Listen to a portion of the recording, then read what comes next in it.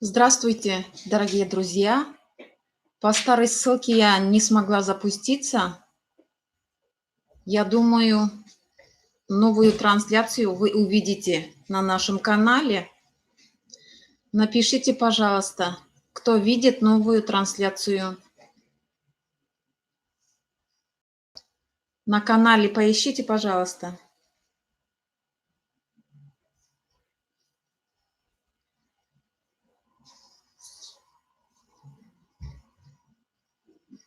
Так, 4 человека, да, смотрят?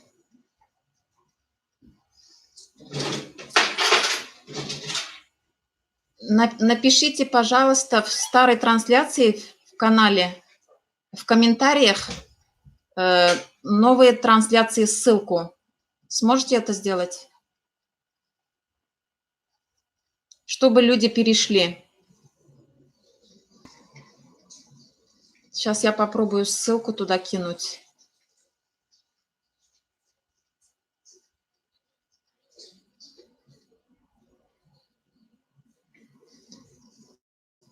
Так, в новом интерфейсе первый раз трансляцию запустила, немножко затерялась. Извините, пожалуйста. Потихонечку начнем.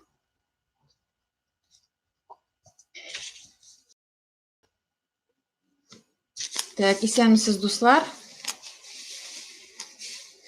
Бүген мин күбесенчә татарча сөйләшергә тырышырмын.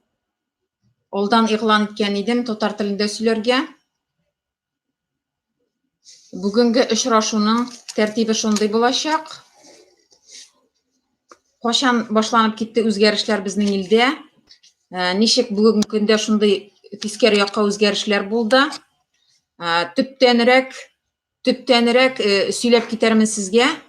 Кайсы елны безнең илнең нык бөек дәүләтебезнең таралу билгеләре килеп чыкты.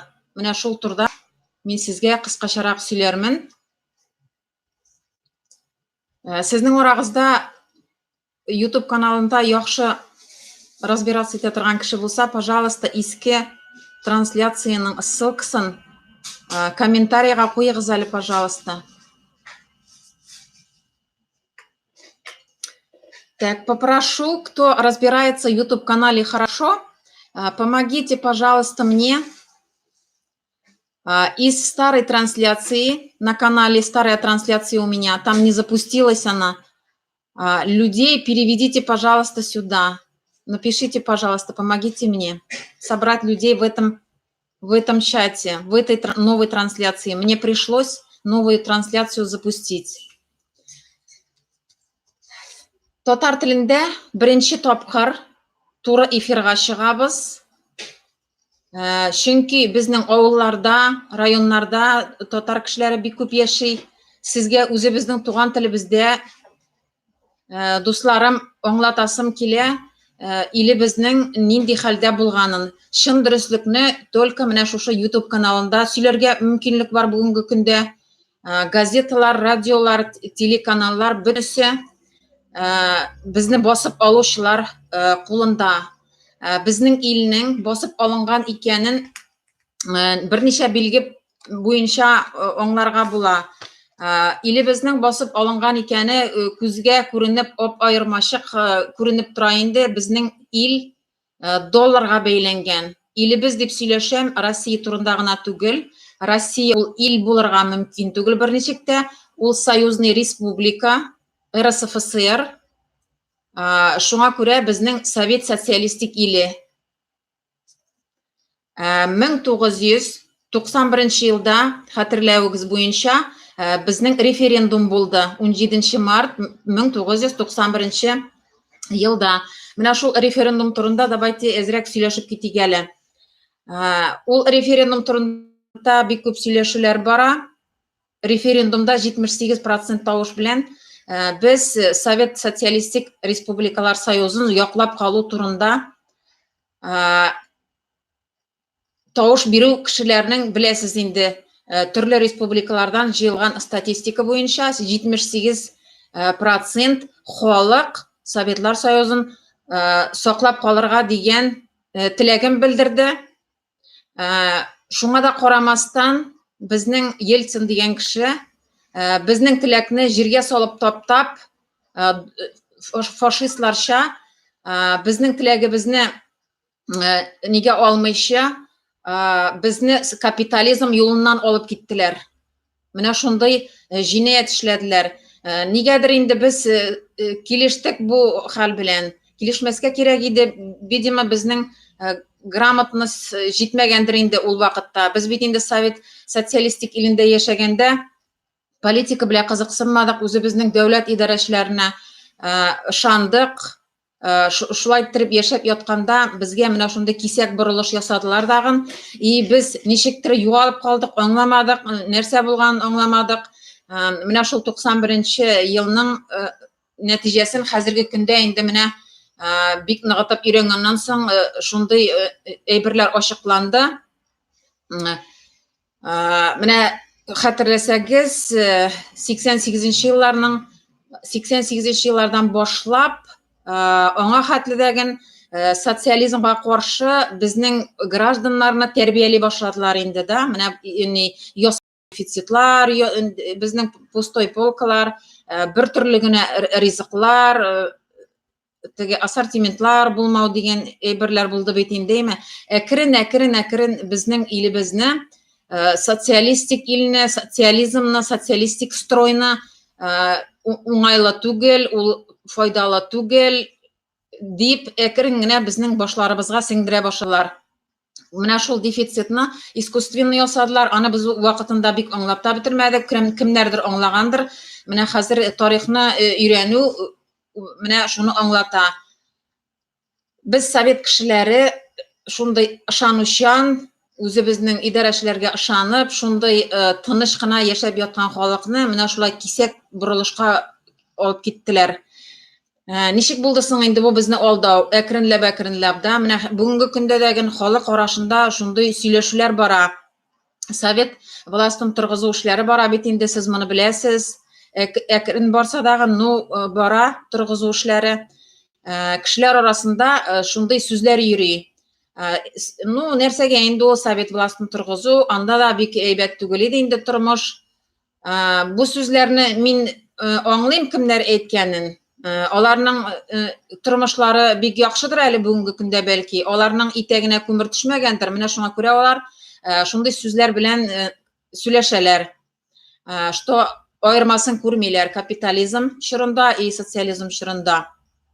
Дуслар, менә сезнең арада монда мине тыңлаучылар булса, әйтегез әле, языгыз әле, кем сезнең ничек уйлый?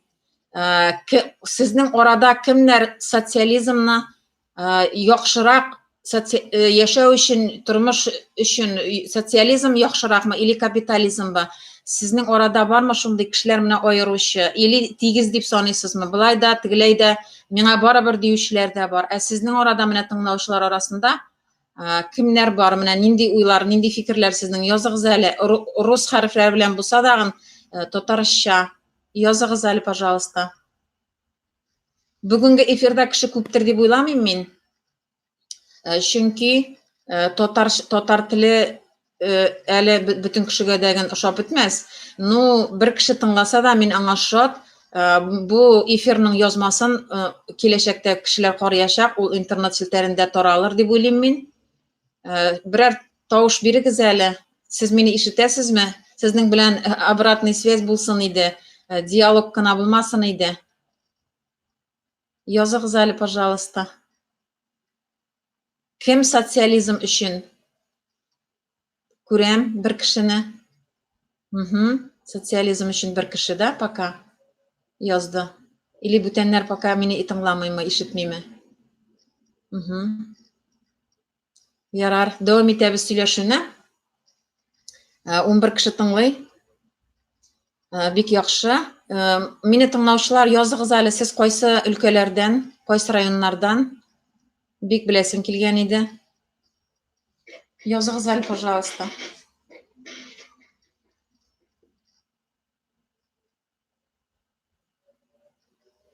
Сез кайсы районнардан, кайсы шәһәрдән?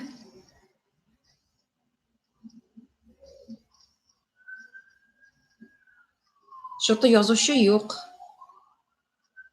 Сезнең язганыгызны көтәм. Чаллыдан. Рәхмәт. Чувашиядән. Рәхмәт. Ага, Минзилә апа. Чувашиядән. Рәхмәт сезгә бик зур. Ярар. Әйдәгез дәвам итәбез. Менә безнең Америка Кушма Штатлары, Казан. Рәхмәт. Америка Кушма Штатлары безнең тормыштан көнләшеп яшәделәр бит инде. Мәктәптә укыганда да Америка Кушма Штатларының капиталистик ил икәнен мәктәптә өйрәндек бит инде. Феодализм, аннан соң капитализм и социализм. Социализм иң югары идарә итү системасы. Менә шуңа күрә капиталистлар социализмның дошманы булдылар. Менә әкрен генә капитализм бөтен дөньяны басып алды. Менә шуңа күрә кайберәүләр беләдер, кайберәүләр белмидер инде. Социализм инде үзенекен яшәде. Капитализм үзенекен яшәде. Капитализмның киләчәге юк. Дөньяда инде нәрсәне сатырга була? Барысында уже сатып бетерделәр, уже территорияларны саталар, уже материкларны уже сата башладылар да. Бу инде көймәнең комга төрәлүе дип атала. Менә капитализмның тискәре ягы шул.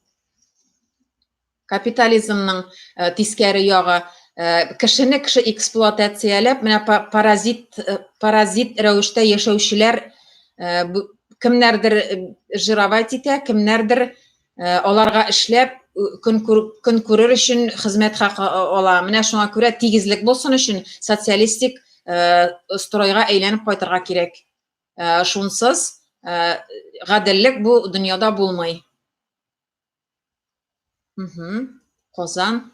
Рәхмәт язып мине әзрәк поддержать иткән өчен. Мин инде бүгенге эфирны беренче пробный эфир татар телендә тыңларга теләүчеләр буламы, юкмы? Шуны да тикшереп карыйсым килде. Авыл кешеләрен уятыр өчен, аларның кызыксындырыр өчен, бүгенге көндә нинди хәлдә яшәгәнне белсеннәр өчен. Шуңа күрә үзебезнең каналдан һәр бер среда кичке 7дә менә эфирга чыгабыз. Үзегезнең таныш-белешләрегезгә әйтегез, чакырыгыз. Беренче өлешендә мин кабатлармын, икенче өлешендә безнең үзара сөйләшү, өченче өлешендә яңалыклар турында сөйләп китербез инде. Менә һәм сезгә әйтеп киттем инде, безнең оккупация значит басып алынган безнең ил, аның беренче билгесе доллар. Без доллардан зависит итәбез менә. Нигәдер шуны алданрак безнең башка килмәгән, нишләп доллар белән кулланырга тиеш идек соң без. Менә бу күрсәтеп тора безнең Америка Кушма Штатлары, Англия идарәчеләреннән зависит иткәнне. Так, аннан соң тагын кайберләрегез беләдер, менә шундый яңалык инде 2018 елның 1 январыннан менә бу иностранный идарә итүче торговый компания исеме Российская Федерация ябылды. Елизавета II ул компанияны создавать иткән булган инде. Тарихта шундый ниләр бар, траст дигән әйберләр, менә 25 елы тулгач 1 январда 18 елның безнең уже Российский Федерация юк. Аның тагын бер дәлиле универсиадада Кореяда безнең спортсменнар флагсыз, государственный флаг булмады, менә исегезгә төшерегез әле. Аның сәбәбе менә шул торговый компанияның ябылуы.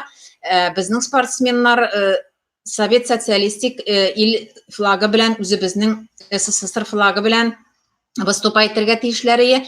Моны күрсәтергә дөньяда ярамады, аны яшерделәр. Анда шундый ялган теге допинг, теге бу дип кешенең башын бутап, безнең гражданнар бер нәрсәдә аңламый калсыннар дип, менә шуңа күрә безгә анда флаг белән чыгыш ясарга мөмкинлек бирмәделәр. Спортсменнар да, кайбер гражданнар да моны аңламыйча калды, бик аз кеше генә моны төшенде. Күбесенчә бу турда аңламадылар. Belki sizin orada da anlamayan kişiler vardır. Менә шуңа күрә 18 елдан бирле безнең ил белән идарә итүчеләр нәрсә диләр әле теге накатанный белән генә бара. Накатанный белән налоглар җыялар. Накатанный белән бөтен идарә итү менә бара. Безнең башлыклар утыручы менә урыннарда инде безнең Татарстандагы башлыклар тоже алар вакытлыча утыралар, безнең илебез Совет Социалистик Республикасы кануннар буенча бүгенге көндә яши, идарә итүчеләрне 93 елда куып чыгардылар. Бу турда инде мин эфирларда әйтә килгән идем инде. Русча эфирларыбызда теге икәү Татьяна Александровна белән алып бара торган. Менә шул 93 елда нәрсә диләр әле захват басып алдылар Мәскәүдә Кремльне басып алдылар. Анда атулар булды, үлемнәр бик күп булды инде 2000-гә кадәр кеше ул захват вакытында үлде. Аны скрывать иттеләр, анда әз күләмдә генә число әйттеләр, анда кеше үлде дип. Менә 91 һәм 93 ел периодында менә шул сузылды инде ул. Халыкның волеизъявлениесен үтәргә теләмәү, карышу менә 93 елда инде барып чыкмагач, Ельцин приказ биреп армияга уже атып, кайсы кешеләрне үтереп, кайсысына акча биреп, куып чыгардылар. И урыннардагы, районнардагы губернаторлар, автономный республикаларда, союзный республикаларда уже үз кешеләрен билгеләп куйдылар. Һәм 93 елдан башлап безнең Советлар илендә бер генә дә дөрес, гадел сайлаулар булганы юк. Безнең башларыбызны бутап, башыбызга кертеп, ил дип игълан итеп Россия Федерациясын, ул берничек тә ил булырга мөмкин түгел. Если минем сөйләгәнне юристлар, адвокатлар тыңласа, алар тоже аңларга тиеш. Ничек инде 2-3 кеше бергә җыелып, Совет Социалистик Республикасын таратып, анда ялган Беловежский соглашениесен игълан итеп, бер илнең язмышын 3 кеше хәл итә аламы? Илнең язмышын хәл итә ала халык референдумы гына. Безнең 91 елдагы референдум тагын бер кат исбатлады, халык Совет Социалистик илен саклап калу ягында иде. Менә шуңа күрә шул вакытта ук билгеле булды инде, безнең ил белән идарә итә башладылар җинаятьчеләр. Менә кая карагандыр юристлар, кая карагандыр адвокатлар, менә монсы билгесез. Или алар күрә торып күзләрен җомдылар. Если бүгенге көндә дә әле алар аңлап бетермиләр икән, безнең илдә нәрсә барганын белмим инде. Бу күзне ясалма җуму буламы, или күрмәскә теләү буламы? Пока монсы билгесез кала, сорау астында. Тагын нәрсә сезгә әйтеп китәсем килгән иде, дуслар.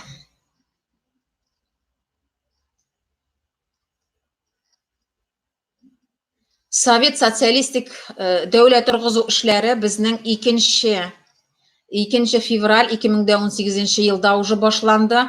Ул күпкә иртәрәк башланган иде. Менә правительство дәүләтебезне торгызу менә шул датадан билгеләнеп, безнең главнокомандующий Валентина Ивановна Рионова бүгенге көндә и менә актив рәвештә торгызу эшләре бара.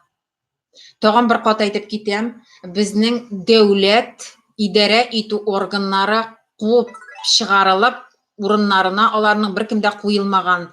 Бүгенге көндә идарә итүче башлыклар союзный республикаларда, автономный республикаларда, алар даже үзләренең эчке регламентлары буенча вот Российская Федерация вакытлыча гына дәүләт җитәкчеләре эшләрен башкаручылар дип аталалар. Менә шуңа күрә ашыгыч рәвештә 1 майны сайлауларның 1 стартовый датасын без игълан иттек. Бу турыда бик күп роликлар яздык инде без. Сайлаулар үткәрергә бик кирәк бүгенге көндә. Ил белән идара итәргә безнең җитәкчеләребез юк. Менә сайлаулар аркылы халык арасыннан үзебезнең депутатларны представительный органнарга, исполнительный органнарга кешеләр сайларга кирәк. Вот хәзерге вакытта кызып сайлау эшләре бара. Окружной избирательный участокларның саны артканнан арта бара. Татарстанда да и безнең Россиядә да окружной избирательный участоклар, сайлау участоклары саны артып бара. Шуңа күрә сездән үтенеп сорыйбыз. Ил белән идара итә башлау өчен безнең ике ветви власть булырга тиеш. Халыктан күтәрелгән депутатлар урында район, сельсовет депутатлары, оннан соң алар күтәреләләр югары совет депутатлары урыннарда, Татарстан автономияле республикасының Верховный Советына, РСФСРның һәм СССРның. Безнең сайлаулар ачык дата белән игълан ителде, чөнки оккупация хәлендә определенный көндә генә бу сайлауларны төгәл генә иттереп алып барып чыгарга мөмкин түгел. Чөнки әле халык йоклау хәлендә яртылаш, күп кеше инде уянды, кемдер просто күзәтә, ничек барып чыгар инде бу дип. Менә дуслар, нәрсә әйтәсем килә, кайсы берәүләрдән ишетергә туры килә, и булыр микән инде алар күбәү бит дип, полициялар, алар көчле бит, аларда корал, аларда бит акча, булмас ул дип, менә төшенкелеккә бирелүчеләр дә бар. Дуслар, нәрсә әйтәсем килә, нәрсә диләр әле, Аллаһ Тәгаләгә һәр ышануыгызга карап бирәмен дигән. Менә ни хәтле син ышанасың, шуның хәтле, значит, сезнең ышануыгызга Аллаһ Тәгалә бирер. Шуңа күрә даже филне дә чыгарга мөмкин. Менә ниләр, кырмыска филгә ташланса, үзегез уйлап карагыз, филне алар үзләренең теге ниләре белән, жидкость агулары белән тешләп, филне дә чыгарга мөмкин. Шундай случай бар, например, кеше ятып йоклый исерек хәлдә, и ширкиләр аны иртәнгә хәтле ашап менә үтерәләр, менә канын ичеп. Менә нәрсәгә мин шулай әйтәм сезгә, шундый примерлар китереп, без Россиядә 78 миллион, безнең саныбыз менә шулай. Статистика күрсәтә интернетта 142 миллион дип. Бу ялган, дуслар. Без бермә-бер ким безнең сан. Безнең тууга караганда үлем ел сайын 5 миллионга күбрәк үлүчеләр саны туучыларга караганда. Ел сайын минус 5 миллионга. Менә шуңа күрә әле 78 миллион, если 70 миллионнан да кимесә безнең сан, без үзебезнең СССР, Россия границаларын саклый алмаячакбыз. Менә шуңа күрә ашыгыч рәвештә күтәрелеп, менә 78 миллионның 3 миллионы булсын ди полицияга бүгенге көндә хезмәт итә. Менә шул чиновникларда, оккупантларга хезмәт итә торган лакейлар, алык 3 миллион. 75 миллион кеше, ул көч, менә шул бердәмлек, бергә күтәрелү, ул безнең көч. Коралсыз үзебезнең саныбыз белән без аларны җиңеп чыга алабыз. Шуңа күрә менә шушы сайлауларга килергә кирәк сезгә, мөрәҗәгать итәргә кирәк. Если сез үзегезнең күңелегездән менә мин сайлар идем, мин депутат булыр идем дигән кешеләр булса, безгә мөрәҗәгать итегез. Бу туры эфирның астына иртәгә мин бөтен районнарның кушылып киткән сайлауларга куермын списокларын, контактный номерларын, сез обращаться итә аласыз. 3 кеше избирательный участокта эшне башлап җибәрә алалар. Бары тик 3 кеше дә җитә башлап җибәрер өчен. Менә шулай, дуслар. Так, нинди сорауларыгыз бар? Сорауларыгызны языгыз. Мгм. Так, монда Минзилә апа яза. Халык яхшы яши, хәзерге хәлләре белән ризалар, чөнки алар янаган куркыныч турында әле белмиләр. Менә дуслар, куркыныч янаган бүгенге көндә күренмәгән кебек ул, күзгә күренмәгән кебек. Ну, алга карый белергә кирәк. Алга карый белмәсәң, куркыныч синең ишегеңә килеп шакый башласа, ул вакытта соң була. Менә шуңа күрә әзрәк политика белән кызыксынырга кирәк. Менә безне политика белән кызыксынмаска, беләсезме, ничек әзерләделәр? Политика ул пычрак әйбер, политикага кысылырга кирәк түгел диләр, име? Бу дөрес әйбер түгел.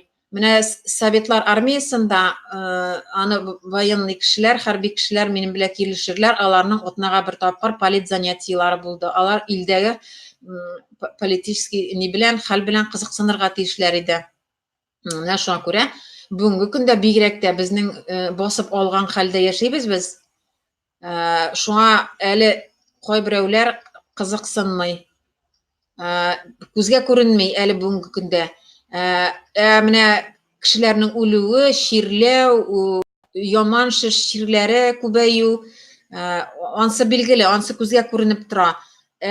Кемнәрдер менә үзенең семьясында татымаган, якын кешесен югалту, балаларын югалту, менә шундый хәлләр семьягызга кермәгән икән, и сезнең хезмәт хакларыгыз яшәргә, квартплата түләргә һәм бүтән әйберләргә җитә, сезнең холодильникларыгыз продукты белән тутырылып куелган икән, если сез иномаркаларда кататься итеп йөрисез икән, әле бүген сез хәлегез яхшы, әле бүген сез игътибар итмәскә мөмкин.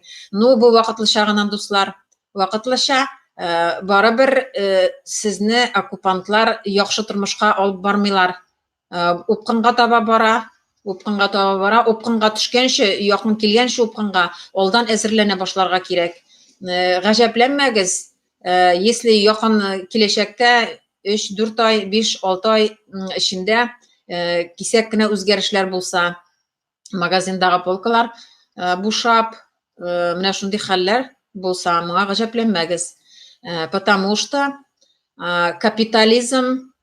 капиталистлар, которые безнең нидә утыралар, идарә иткән булып, алар социалистик стройга күчү ягында түгел, СССРга кайту ягында түгел, потому что СССРның правовой полисында аларның нәрсә көткәнен алар беләләр, алар хәзер теш тырнаклары белән каршалар, аяк чалалар социализмга, чтобы халык кайтмасын. Любой протестны бастырырга тырышалар.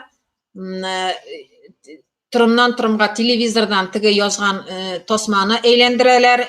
Вот, Минсоцобеспечение мошенниклар, анда алар акча җыялар, 300 сум пенсионерлардан дип, менә аны тырымнан-тырымга бөтен каналлардан әйләндерәләр. Нәрсә өчен эшләнәсең бу?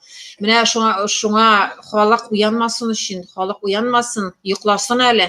Халык йоклаган арада алар үзебезнең илебезнең ресурсларын, нефтьне, бөтен нәрсәне кызу уже чыгаралар.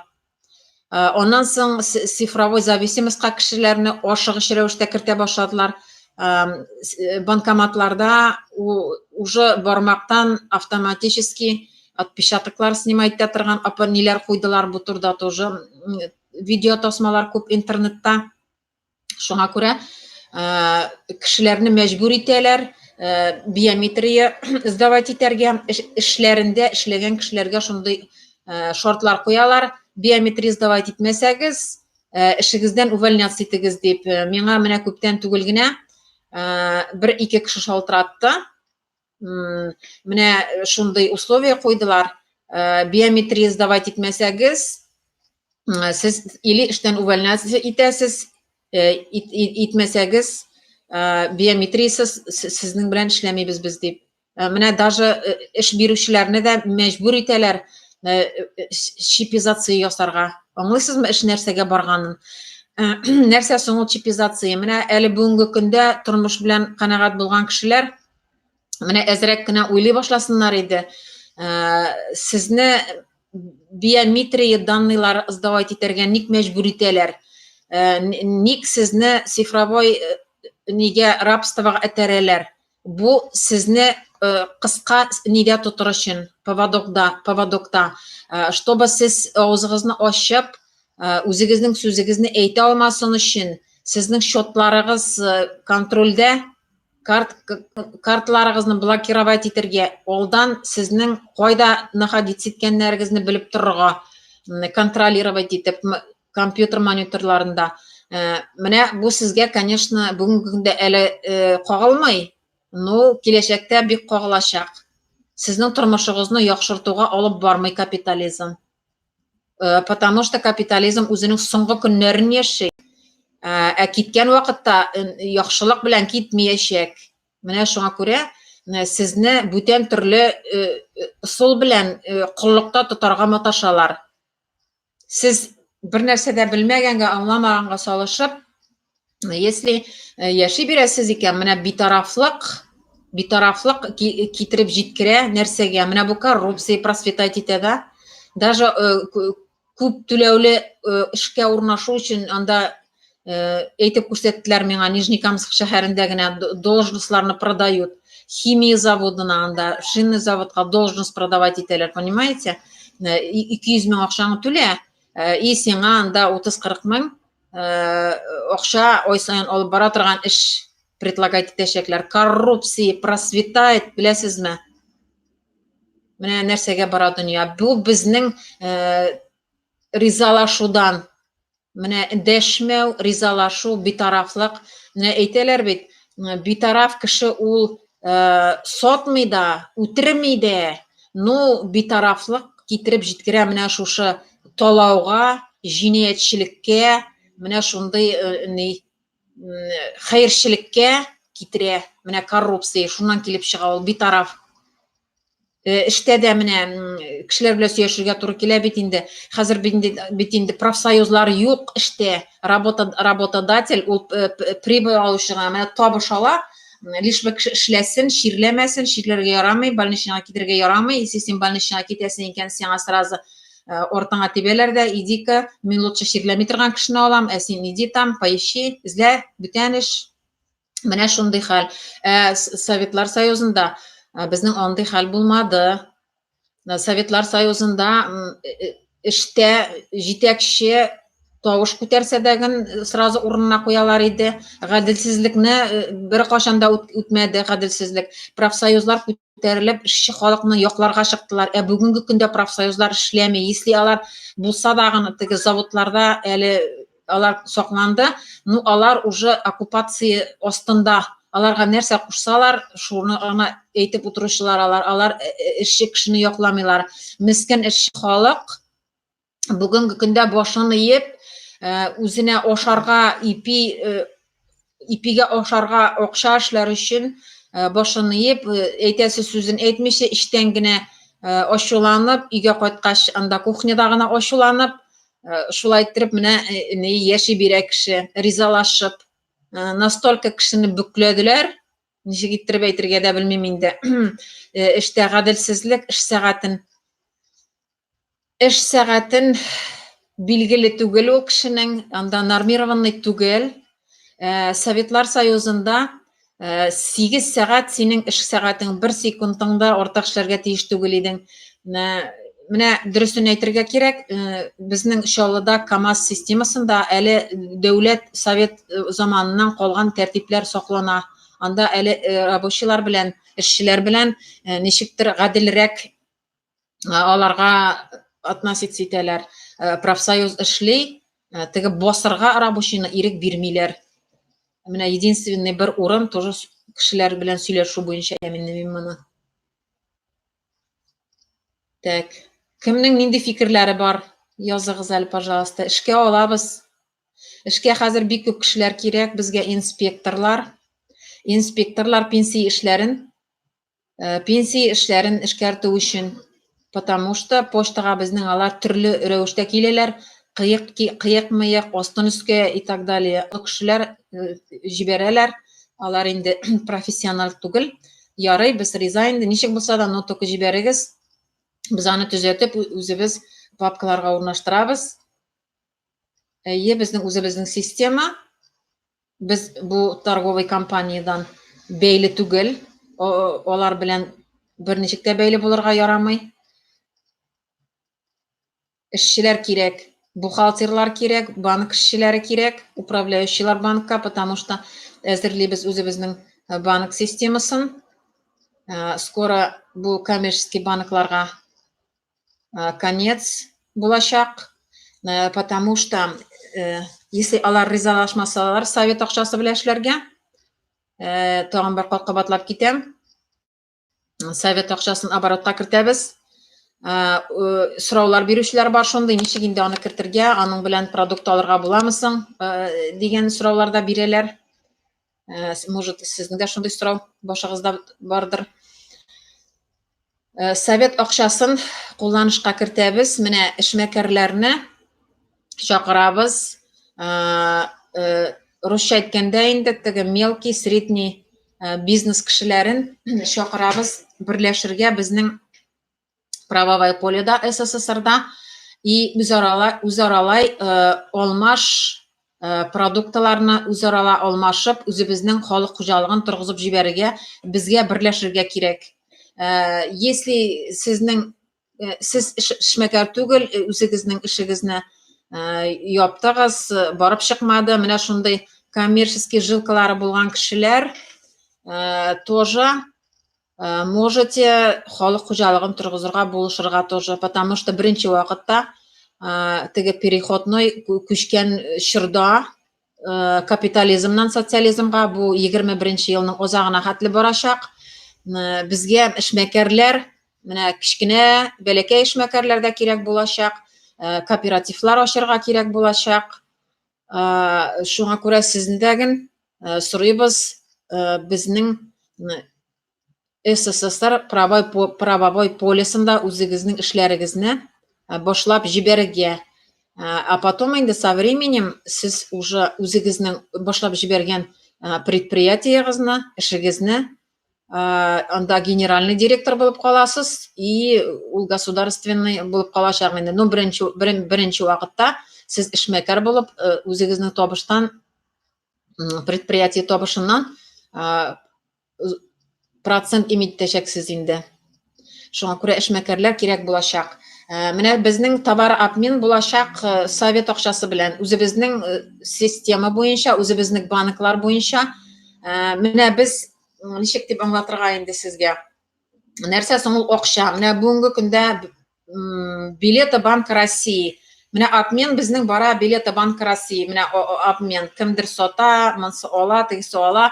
Үзебезнең системада, безнең государственный платежный системада без совет акчасын, советский рубльны кулланып, бер-беребез белән товар алмашачакбыз.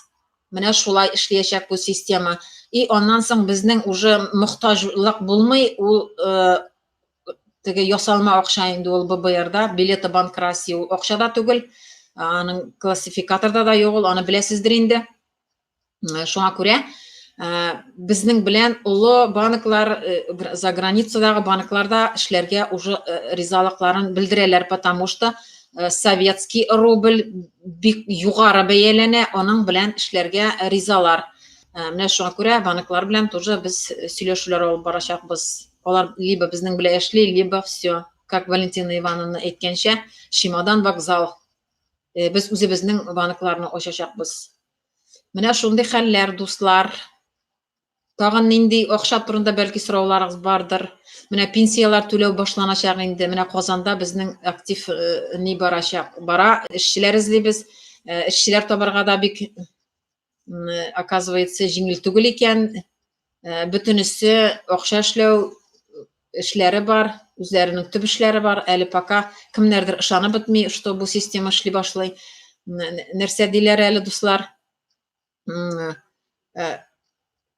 Теге күзгә күренеп тормаган әйберне, теге ышанмыйсың, теге татар тотып карамыйча ышанмый ди. Самая главная идея, вера наша, понимаете? Менә шул ышану кешене алга этәрә. И без, Аллаһы буйрса, барысын да алып барып чыгарачакбыз бу эшне. Бик көчле белгечләр, безнең управлениеда, исполнительный органнарда, министерстволарда, здравоохранение буенча, аларның кайберләре РФИ системасында эшлиләр пока, потому что әле ашарга кирәк, безнең система, акча түләү системасы әле ныклап эшли башламады. Менә шуңа күрә, менә безнең хәзер күчү чоры бара. Менә шуңа күрә сезнең аңлавыгыз бу турда кирәк. Инспекторлар бик күп кирәк. Безнең СССР министерствосында соцобеспечение 23 мең сотрудник булырга тиеш. Моңа керә союзный республикалар и РСФСР. И менә 23 мең кешене җыярга күрәсезме? Күпме эшчеләр кирәк булачак. Бүгенге көндә безнең 100 кеше хезмәт итә Минсоцобеспечениедә СССР буенча. Монда союзный республикаларда керә инде. Тагын нинди сораулар бар, дуслар?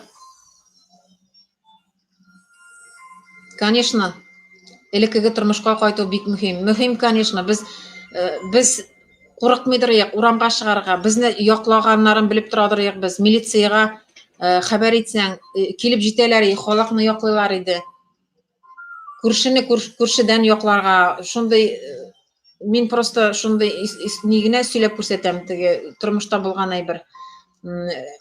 Явыз кешеләр, усал кешеләр теге ягымлы кешеләрне, гадел кешеләрне баса башласа, алар бит инде судка обращаться итәләр. Например, әшәкер сүз әйтәсең икән үзеңнең күршеңә, халык судында ул әшәк сүз әйткән кеше штраф түлидер. Менә бу инде тәртиплелеккә китерәдер бит инде, дуслар. Менә хәзер 3 катламлы әшәк сүзләр белән сүгенәләр, бер нәрсә дә юк. Кешегә санау юк, чебенгә генә саныйлар. Ул кеше үтерү, ул кеше кыру, шир белән кырыла, үтерешләр дә 93 еллардан соңында күпме булды инде. Менә шул җинаятьчелек һаман дәвам итә бара, дуслар. Менә моның шиге булырга тиеш. Шуңа күрә мин сезне өндим, сайлауларда катнашыгыз. Зинһар өчен башларыгызны күтәрегез, үзегезнең күрше тирәләрегезгә сөйләгез, чакырыгыз сайлауларга. Менә ничек ул сайлаулар аңлап бетерми кайберәүләр.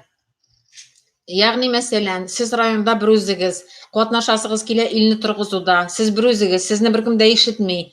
Сез үзегез депутат итеп чыгара аласыз. Менә мин үзе депутат булыр идем, мин бер үзем генә. Минем илне торгызуда катнашасым килә. Шулай бер кеше дә безгә чыга, ул русча әйткәндә самовыдвижение, татарча үзегезне депутат итеп этәрәсез. Аннан соң халык инде сезнең районнан шалтыратучылар сезне сайлый, сезгә тавыш бирә. Дуслар, безнең өчен беркем дә эшләми. Оккупантларга хезмәт итүче лакейлар, алар сезнең ышануыгызны, социализмга кире кайтуны туктатырга маташучылар гына. Ялган видео сюжетлар, менә күреп торасыз бит, мин сезнең белән связьдә. Алар телевизордан менә сюжетны әйләндерәләр. Прокуратура эшли дә, прокуратура эшли. Прокуратуралар эшләп утырсын, булмаган прокуратуралары. Бер нинди судларда, прокуратураларда юк, дуслар. Алар законны создавать ителмәгән. Безгә просто алдау юлы белән вывескаларны, теге халык судлары дигән зданияларны алдау юлы белән вывескаларны алмаштырып куйдылар. Бер нинди законный ниләре юк.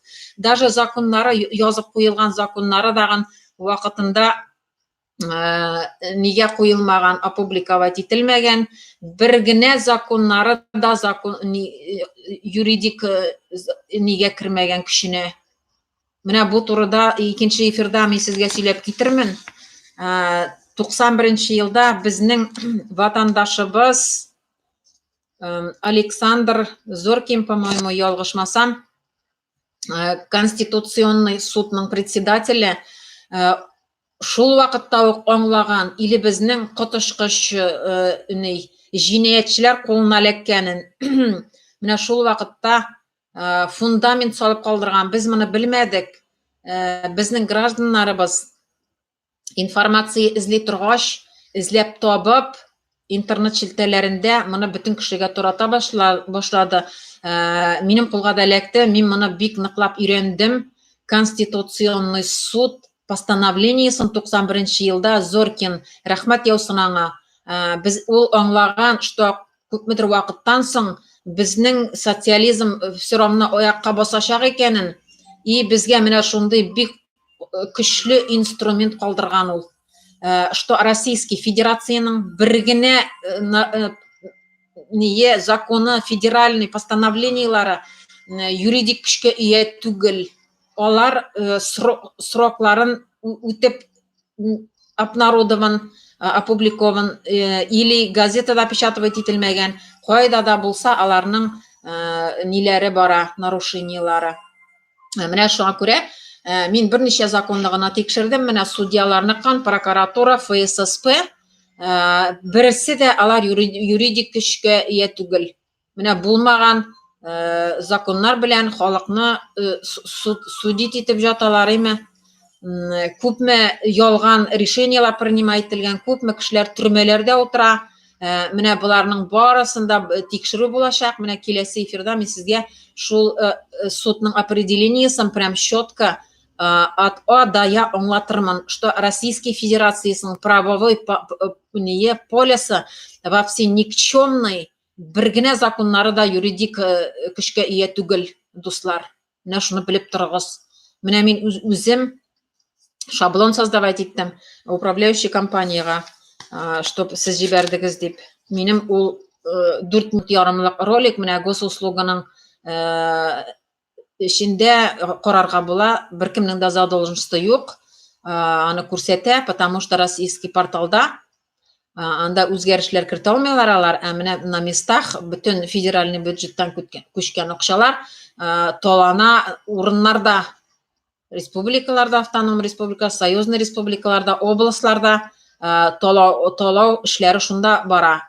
Федераль бюджеттан ул күчә. Российский порталда да задолженность юк, потому что безгә федераль бюджеттан акча күчкән.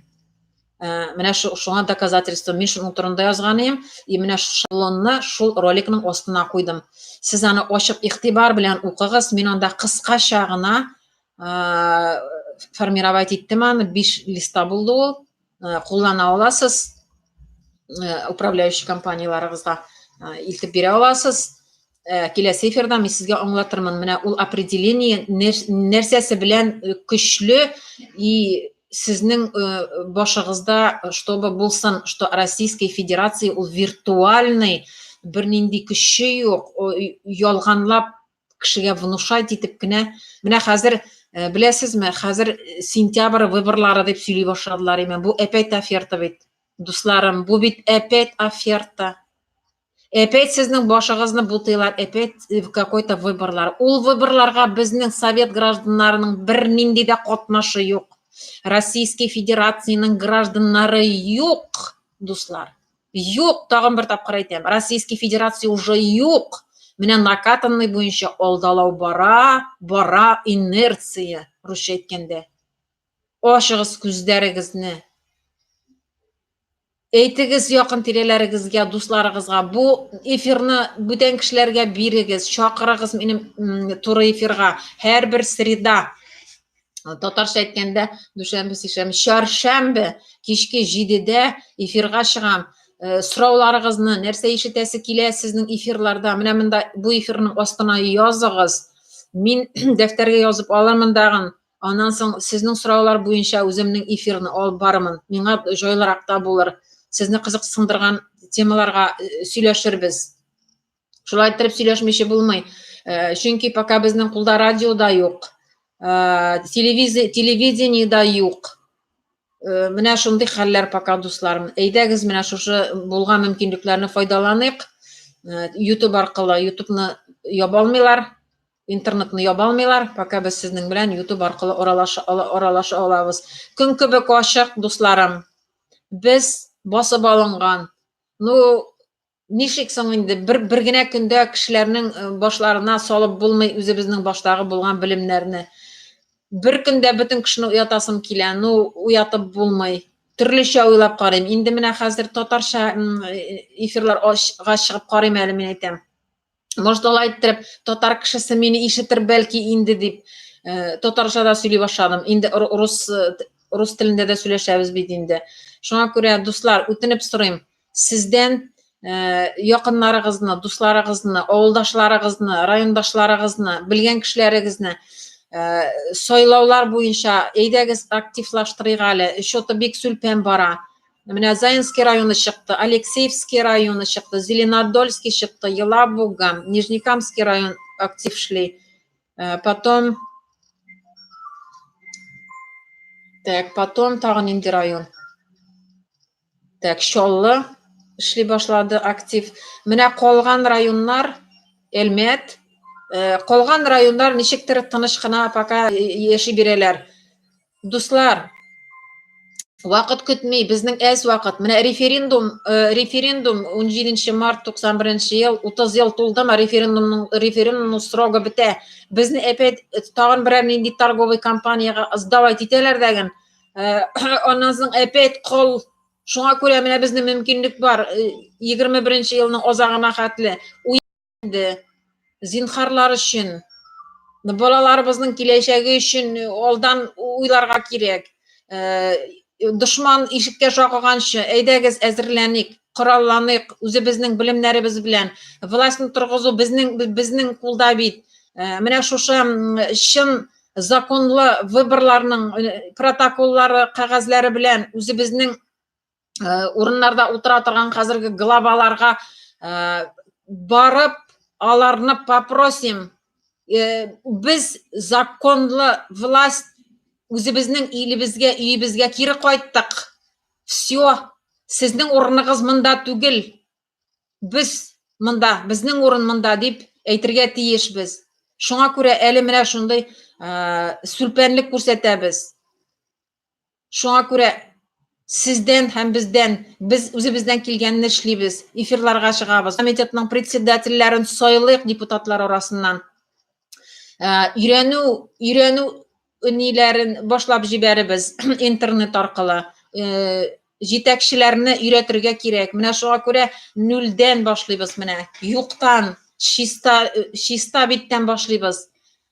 Безнең управление эшләрен башлап җибәрергә тәҗрибәбез юк.